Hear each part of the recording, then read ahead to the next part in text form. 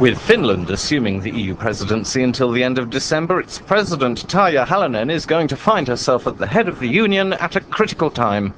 She's Finland's first female president, and at the start of her second six-year term, she enjoys 80% popularity in the latest polls. EuroNews was invited to her summer getaway in Kultaranta, where this veteran of Social Democrat politics and government ministries comes to recharge her batteries. A place of calm ahead of busy times. The theme to be developed under your presidency is the Nordic dimension. What does this mean in a European context? This means bringing the nations around the Baltic together in the way that for the last decade the Mediterranean nations have done, bringing neighbours into the Union. In the south, some countries are members, others are trying to be, and others will never be interested in joining. In the north, of course, we also have members and countries like Russia, which is a partner and rich in future potential. Further northern countries like Norway and Iceland are rich and well developed, but are not looking for membership at the moment.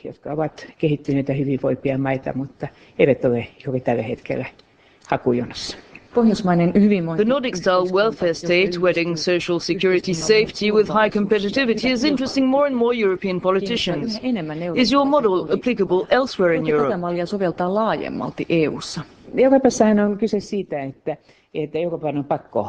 In Europe, we have to compete. That's the game. In Finland, Sweden, everywhere we have to play the quality card. We can't do quantity, so to get that quality we have to concentrate on quality factors, and that means the workforce itself. Minä uskon, että Eurooppa pärjää kansainvälisessä kilpailussa hyvin, kun me löydämme. I think Europe is immediately competitive internationally if it backs education, education and education. I'll repeat it so we'll remember. I should add research and all the other knowledge industries. The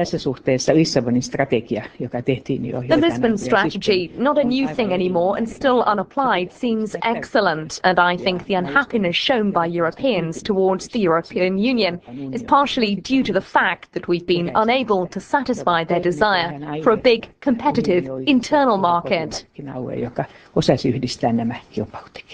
In the struggle for equality, when will the election of a woman no longer be news?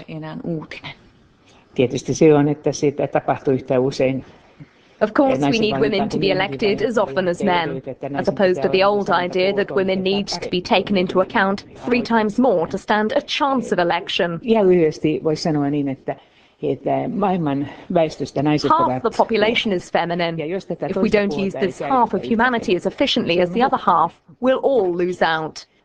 Kiintiöt on sellainen hyvä välimatkan kannustus ja kehoitus. Suomi on saanut, jos suomalaiset naiset saavat täydet poliittiset oikeudet jo 100 vuotta sitten. Quotas can encourage and assist at first. Finnish women won their full rights just 100 years ago. At the moment, nearly 40% of parliament is feminine. But in government, currently more than 40% of the ministerial jobs are held by women, because political parties are taking the equality issue very seriously. Here, at the moment, we have a lively discussion about women in power, not in the public, but in the private sector, because it seems that there, the career advancement prospects still appear slim. Naisen työ on edelleen aika kapoinen sinne johtopaikoille asti. This year sees the 20th anniversary of the Chernobyl disaster. Many European nations are afraid of nuclear power, but you're expanding capacity. Why? Mä uskon, että sekä Suomessa että muissa EU-maissa. I think that in Finland and elsewhere in Europe we're more mature than before, and we can debate this responsibly. We want the Finnish presidency to be a chance to open and amplify these debates, so a producer-consumer dialogue can open wider. Sitten kuluttajien välillä myöskin avautuvan ja vahvistuvan. Several countries' interest in nuclear power has grown as a way to reduce our dependence on foreign energy. But that isn't the only way of tackling the subject. We have to find a way of debating this calmly.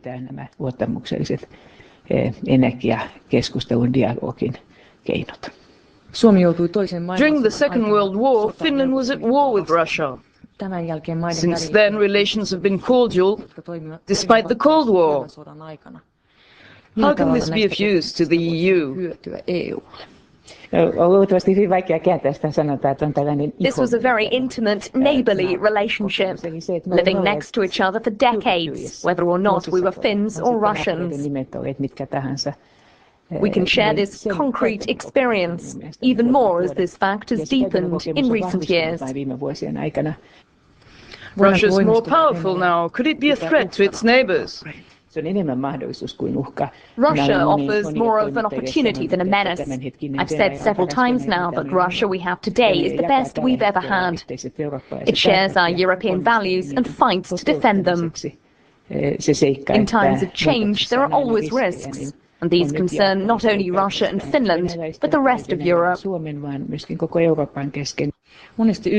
Often, high-ranking officials from small states are elected to international bodies like the United Nations. If you were asked, would you become the UN's General Secretary?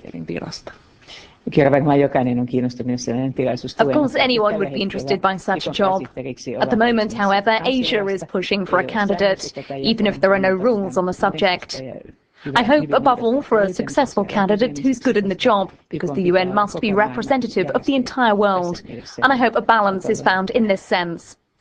However, irrespective of their origin, if there are competent female candidates, they should be eligible.